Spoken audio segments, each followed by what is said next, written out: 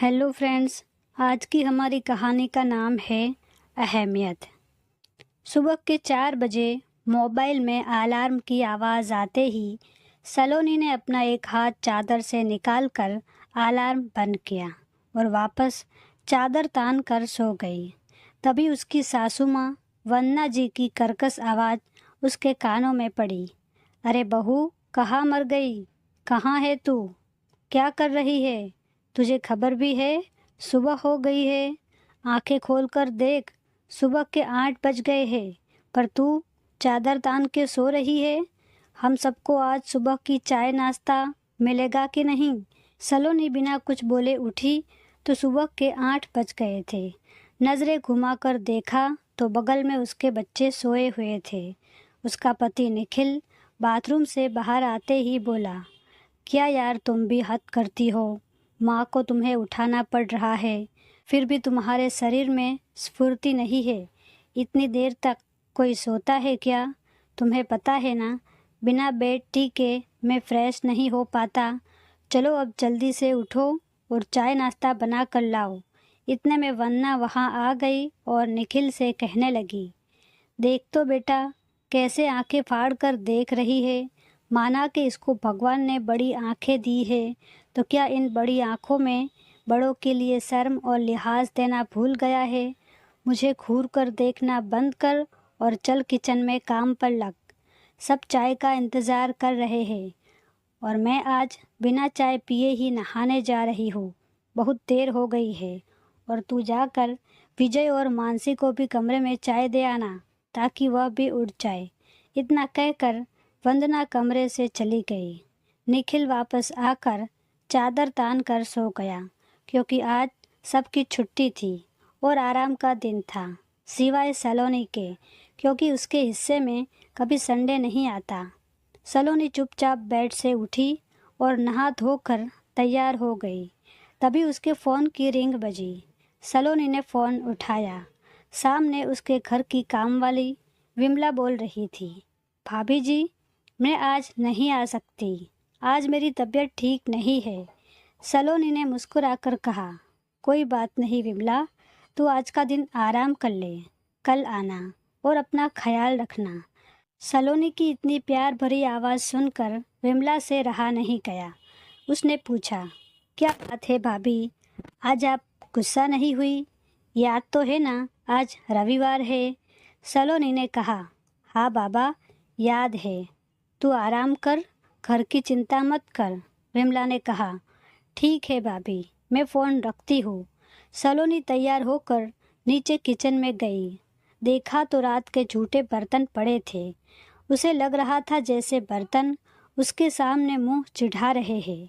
उसने भी उन्हें चिढ़ाते हुए अपना पर्स दिखाया और कहा, आज सलोनी तुम्हें साफ नहीं करेगी। तुम्हें सलोनी का टाटा बाय बाय। और कंधे पर पर्स लटका कर सलोनी घर से बाहर निकल गई। सलोनी चाय, बहू चाय की आवाज़ से पूरा घर गूंजने लगा, लेकिन कोई आवाज़ मिलता ना देखकर वंदना गुस्से से उठकर रसोई की तरफ चल पड़ी। देखा तो सलोनी वहाँ नहीं थी। उसने पूरे घर में ढूंढा, लेकिन वह घर में मौजूद नहीं थी। वंदना जी गुस्से में पैर पटकती हुई अपने बेटे निखिल के पास गई और कहा, महारानी सुबह सुबह पता नहीं कहाँ गायब हो गई है। इतना सुनते ही निखिल ने अलसाई हुई आवाज़ में कहा, माँ यहाँ कहीं होगी घर में, कहाँ जाएगी? वन्ना ने कहा, अरे आंखें खोल अपनी, मैंने पूरा घर ढूंढ लिया, कहीं नहीं मिली, तभी तो तेरे पास आई हूँ। इतना सुनते ही निखिल हड़बड़ाकर उठा और आंखें मलते हुए सलोनी को फ़ोन लगाने लगा।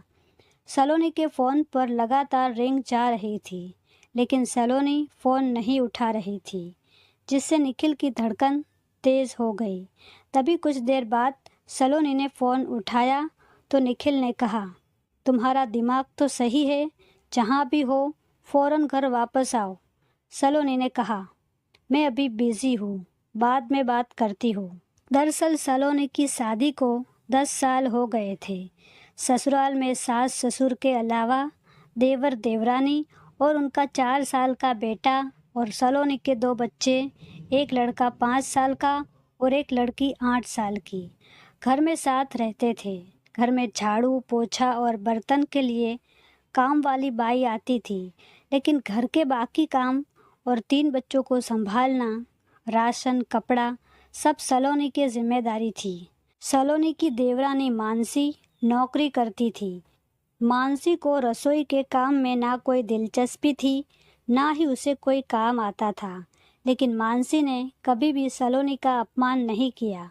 उसने बहुत बार घर वालों के सभी लोगों से कुक रखने के लिए कहा, लेकिन सब ने मना कर दिया। सबको अच्छे से पता था कि एक ही शहर में सभी रिश्तेदार भी रहते हैं, जिसकी वजह से मेहमानों का आना जाना भी लगा रहता है।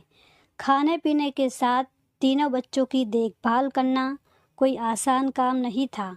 इसलिए मानसी हमेशा सलोनी से कहती, भाभी, जब तक आप अपने लिए खुद खड़ी नहीं होगी, कोई आपके लिए कुछ भी नहीं करेगा, फिर चाहे वह ससुराल हो, समाज हो या ऑफिस हो। स्वभाव से कंजूस वंदना को लगता था घर में कोई काम नहीं है सिवाय खाना बनाने के। सलोनी नौकरी नहीं जाती तो घर का काम तो कर ही सकती है। घर का काम करना कौन सी बड़ी बात है।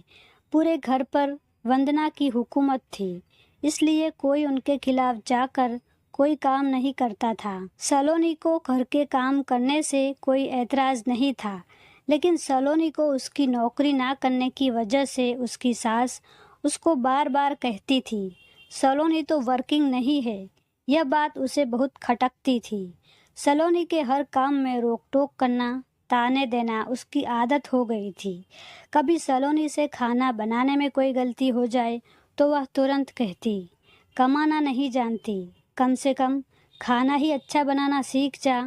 कभी सलोनी की तबीयत खराब हो जाती तो कहती, पहले ऑफिस जाने वालों को नाश्ता करा, फिर पूरा दिन आराम करती रहना। तुझे और काम ही क्या है घर में सिवाय आराम के। सलोनी को सबसे ज़्यादा गुस्सा तब आता जब सास के साथ निखिल भी उसकी हाँ में हाँ मिलाना शुरू कर देता। कल शाम यानी बीते शनिवार को भी यही हुआ।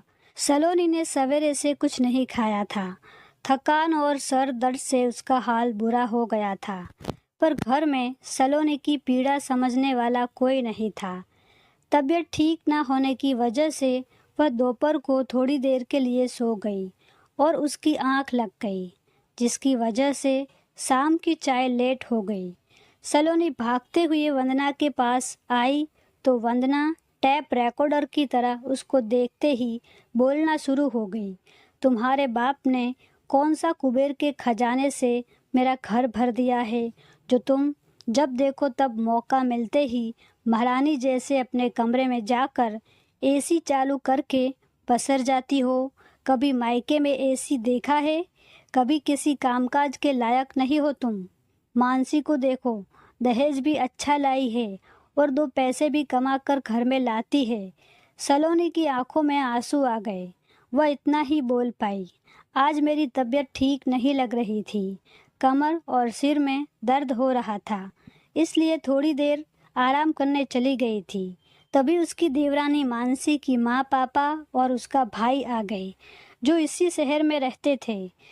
सलोनी ने सबको चाय नाश्ता कराया।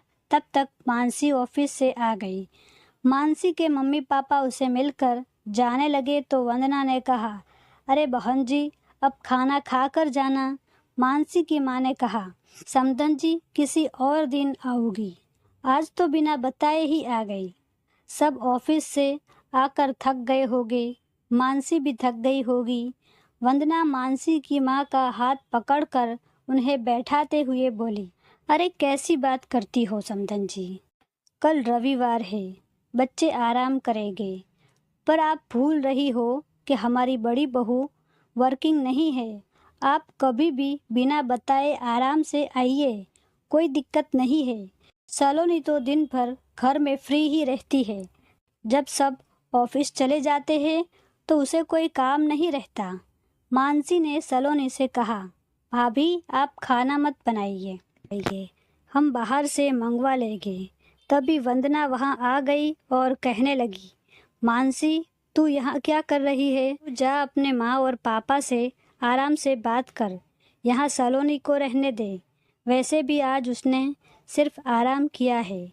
सब कुछ अपने कानों से सुनने के बाद भी सलोनी ने भीषण गर्मी में सबके लिए खाना बनाया। इधर एसी में बैठकर सबने खाना खाया, लेकिन किसी के मुंह से सलोनी के लिए एक भी तारीफ का शब्द नहीं निकल रहा था। जैसे ही सलोनी के ससुर ने कहा, बहू खाना तो बहुत स्वादिष्ट बनाया है तुमने, बीच में तपाक से वंदना जी बोली, आप भी हद करते हो, कौन सा बड़ा काम कर दिया है, खाना ही तो बनाया है।